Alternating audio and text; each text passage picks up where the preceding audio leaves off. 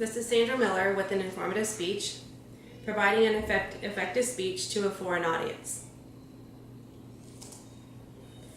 The U.S. Census Bureau states that the Asian population was the fastest growing race group over the last decade. This group grew by 45.6% from 2000 to 2010, whereas the entire U.S. population only grew 9.7%, according to the 2012 Census Bureau. To put that into perspective, if this world was a village of 100 people, there would be 61 Asians, 14 Africans, 11 Europeans, 9 Latin Americans, and 5 North Americans, according to Lustig and Keister 2013. This world is vastly different from what it was in 1963, 1983, or even 2003. Innovations in communications, transportation, and information technologies have created vast economic interdependencies, demographic shifts, both within and across nations, and the greatest mingling of cultures the world has ever seen, according to Lustig and Keister 2013. According to Small 2005, due to the large increase in the foreign-born population in the United States, the complexion of our nation is always changing. We need to realize that we need to consider our audiences and attempt to respect their cultures as well. So we have 3 key steps in providing an effective speech to a foreign audience. You want to, first step, research any information you can on your audience prior to the speech. Step 2, prepare for your speech, keeping your foreign audiences at the top of your mind. And step 3, present your speech with clear and direct language. All of these points will give you a great start, but the best thing you can do initially is research your audience. So you'll want to research any information you can on your audience before you begin thinking of what you'll say in your speech. It is a good idea to take into consideration your audience's cultures when preparing a speech as not to offend anyone unintentionally. Always attempt as best as you can to gauge the language capabilities of your audience.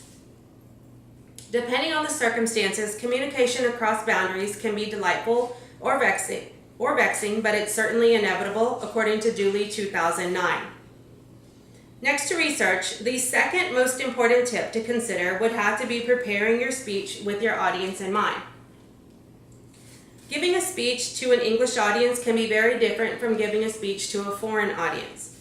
It is pivotal to watch what is said as well as written in printed materials related to your presentation, according to Yeager 2013.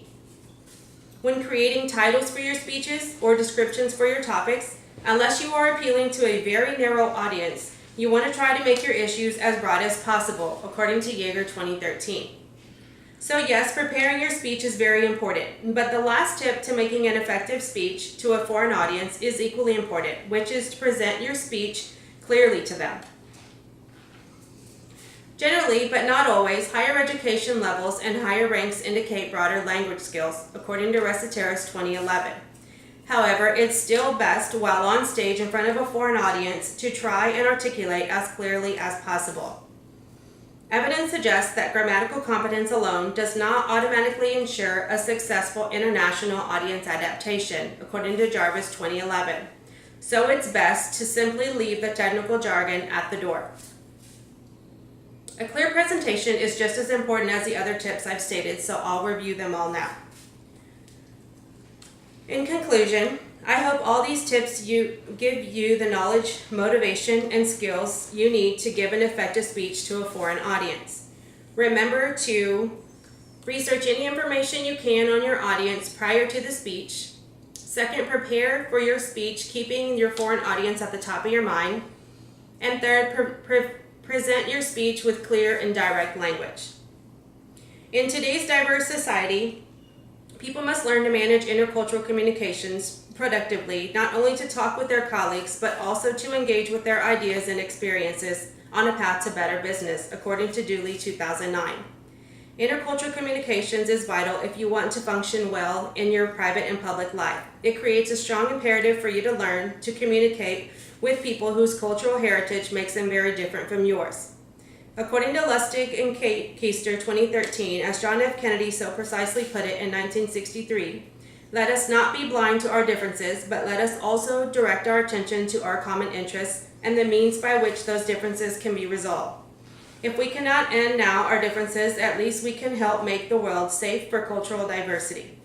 For in the final analysis, our most basic common link is that we all inhabit this small planet. We all breathe the same air, we all cherish our children's futures, and we are all moral. Thank you.